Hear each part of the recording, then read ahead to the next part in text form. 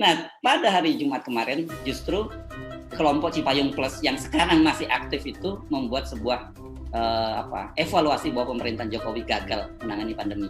Nah, Cipayung Plus itu tambah lagi antara lain misalnya termasuk kami ya, koalisi aksi kaminya ini kami mahasiswa bukan kami koalisi aksi 2M. Ya. Karena kalau kami juga menilai begitu. Gatot kan dalam pidatonya Gatot Nurmantio juga menilai bahwa penanganan pandemi kita sangat buruk. Ya, itu disebut kelompok Cipayung karena kalau nggak salah tahun 73 itu dibuat di Cipayung tuh atas inisiatif HMI Akbar Tanjung terutama yang kemudian jadi cikal bakal KNPI. Jadi bisa kita sebut ini Cipayung jadul versus Cipayung Plus kan. Itu semuanya gampang nih milenial. Kalau dibikin TikTok enak tuh, ada Cipayung jadul, ada Cipayung Plus. Nanti juga ada Cipayung TikTok yang lebih gila lagi tuh. Yang nggak punya kaitan dengan sejarah kecipayungan, tapi berupaya untuk menggoyang kekuasaan. Nah, kita membayangkan bahwa Cipayung analog, Cipayung analog yang satu sekarang Cipayung digital, gitu ya. Betul, dan Cipayung analog ini, Cipayung jadul ini, mereka memang yang lagi menikmati ya kekuasaan tuh. Semacam upaya untuk konsolidasi karena diganggu oleh Cipayung TikTok, Cipayung Plus. Jadi enak juga melihat bahwa politik Indonesia artinya akhirnya semarak lagi karena mereka yang di istana akhirnya mesti cari teman-teman lama. Karena diganggu oleh kawanan baru ini, kawanan TikTok ini kan pengganggu terus. Itu yang menyebabkan gelora berpolitik dihidupkan ulang. Saya tetap menganggap bahwa yang paling benar adalah cara pandang Cipayung Plus. Karena mereka yang mengerti arah masa depan tuh. Kalau yang jadul itu kan dia cuma mau jadi old establishment aja di istana karena udah dapat banyak keuntungan material. Dan memang kita tahu Cipayung analog ini, Cipayung lama ini ada di semua partai pendukung Jokowi. Nah, mereka berhadapan dengan generasi baru Cipayung yang bahkan punya pengetahuan masa depan melebihi dari generasi lama. Nah, jadi ini pertarungan baru nih, ini variabel lain nih. Dan menariknya adalah ngabalin analog atau ngabalin jadul. Ini berarti kita mengacu pada ngabalin sesungguhnya, gitu ya. Itu menyatakan dia minta kepada para new Cipayung TikTok ini, generasi TikTok Cipayung ini, apa variabelnya kalau menilai bahwa pemerintah itu gagal menangani pandemi? Ya ngerti nggak apa itu variabel? Ini ngabalin yang berupaya untuk jadi akademisi gitu. Apa variabelnya tuh? Lalu seluruh variabel itu yang kemudian dikompilasi oleh data indeks internasional tentang HAM yang turun, indeks disparitas yang melonjak. Semua itu adalah hasil dari variabel sehingga berubah menjadi konstanta. Konstantanya berbunyi Jokowi gagal. Dasarnya apa? Ya semua variabel tadi. Jadi ini ngabalin jadul ini juga nggak ngerti cara berpikir itu. Dia masih nunggu apa variabelnya. Variabelnya udah dirumuskan di awal sehingga timbul kesimpulan bahwa Jokowi adalah pemerintah yang gagal. Tapi ya udah kita abaikan aja karena memang kemampuan kawan saat itu tidak mampu untuk berpikir metodologis tuh.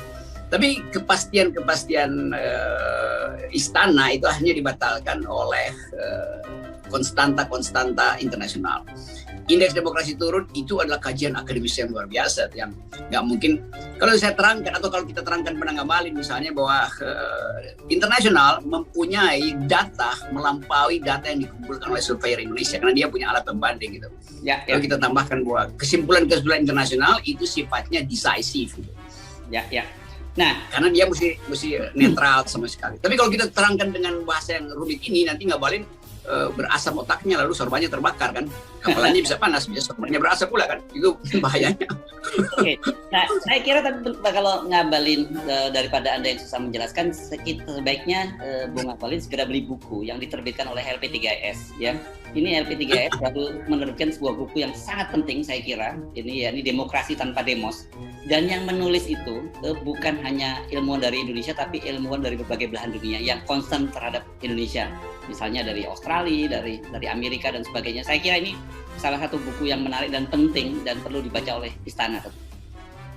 Tapi nanti kalau dikasih ke Ngabalin itu kalimat abstraknya aja dia nggak mampu uraikan kan.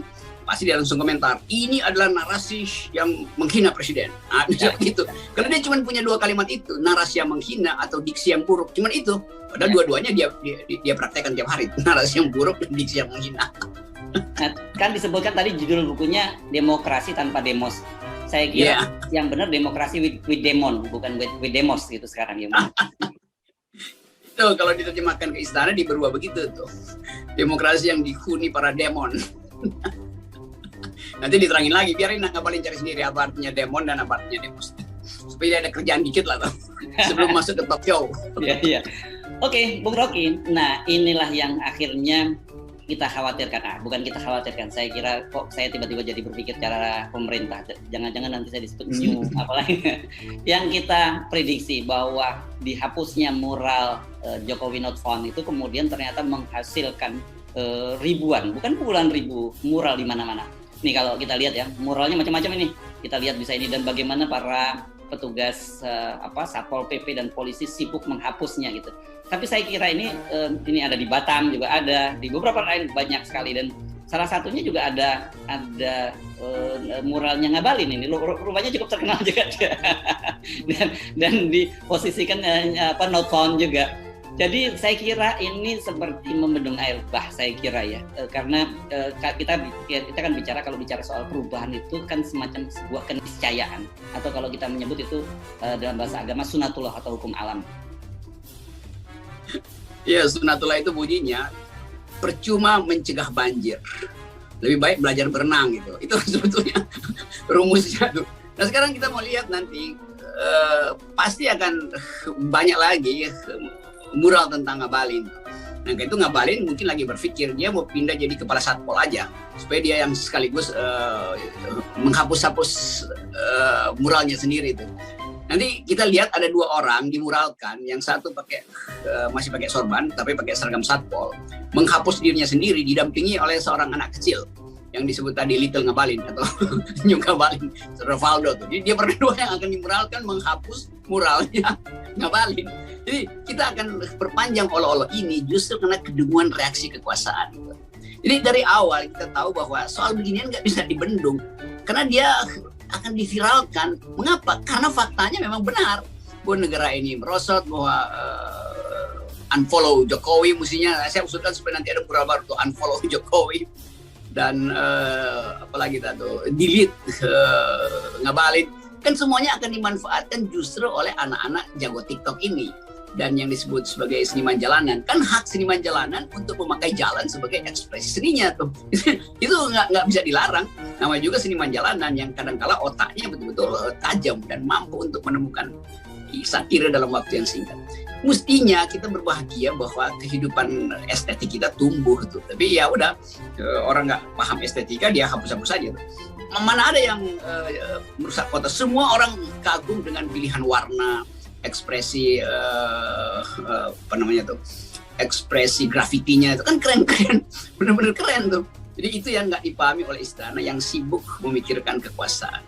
Ya, saya kira ini penting kita mumpung masih ingat perlu ada semacam dewan kurator ya untuk mengumpulkan mural-mural ini karena ini one day saya mesti serius nggak bercanda akan menjadi catatan perjalanan sejarah politik Indonesia ini. Jadi ini kita tidak boleh melihat ini sekedar bercanda-bercandaan, tapi ini soal serius kan.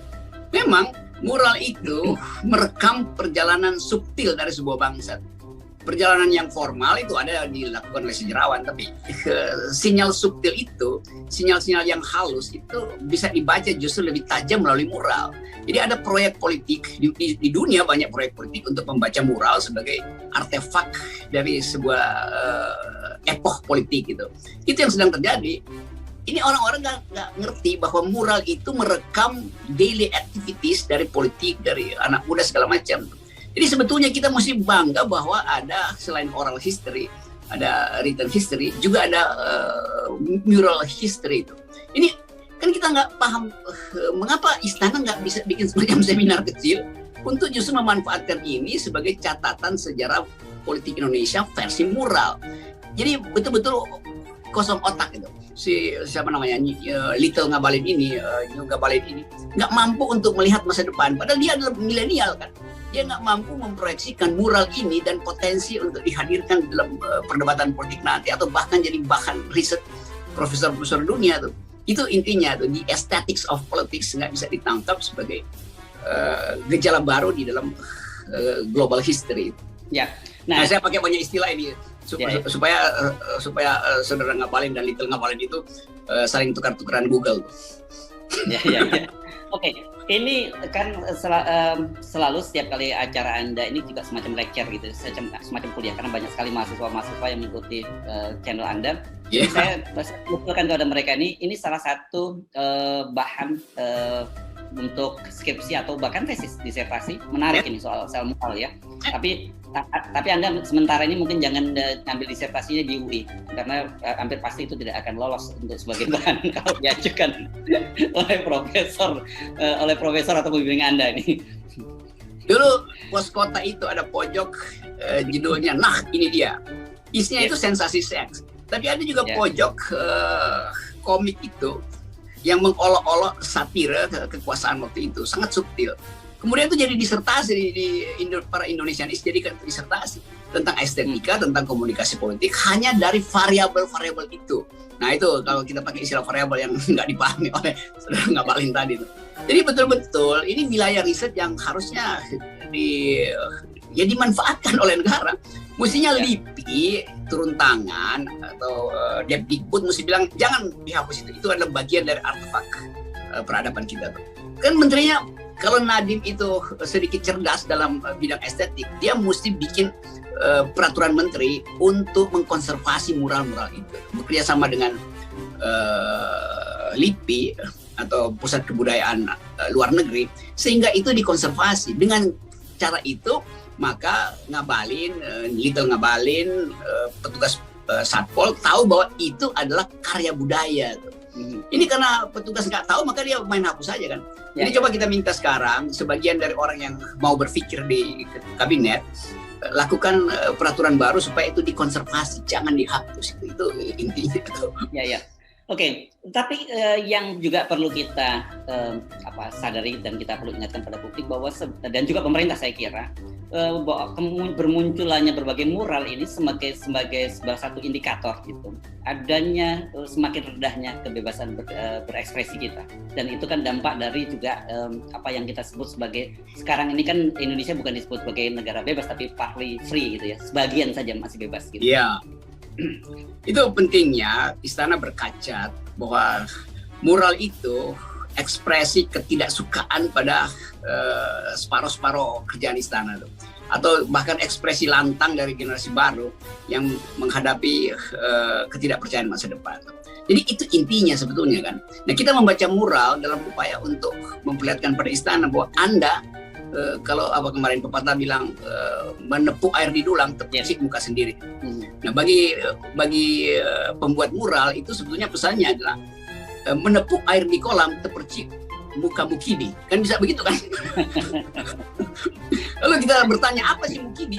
Generasi ke depan akan cari sinopsis tentang kenapa disebut Mukidi, kenapa disebut Zainuddin, kenapa disebut kolam, kenapa disebut IQ 200 sekolam. Kan itu pentingnya ingatan politik kita diendapkan melalui mural ini.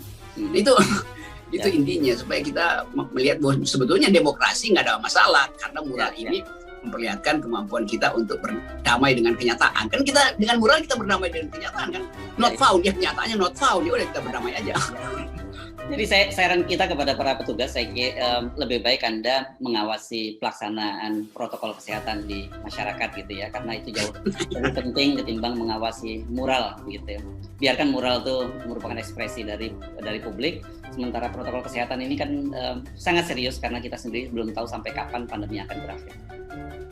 Ya dulu kita sering saya bayangkan generasi saya membaca Snow White, cerita tentang Putri Salju tuh yang berselisih, lalu ada kutipan mirror on the wall, who is the prettiest of them all itu. Cermin-cermin di dinding, katakan padaku siapa yang paling cantik di antara mereka. Nah sekarang kita bisa bikinkan TikToknya tuh, mural on the wall, who is the stupidest of them all. Mural-mural di dinding, siapa yang paling dungu di antara mereka? Ya. Maka jawabannya adalah sacetan. Kembali.